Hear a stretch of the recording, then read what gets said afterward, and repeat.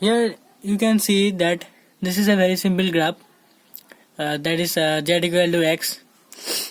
This graph passes through the origin, and it makes 45 angle with the OZ axis, and it also makes 45 degree angle with OX angle, 45 degree angle.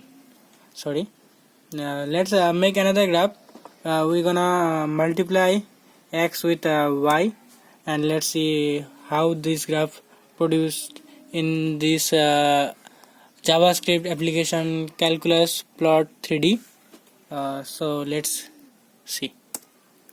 Yeah, here is this one.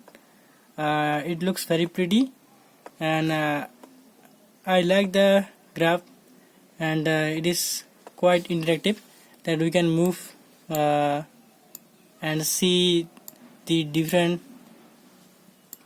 in different directions.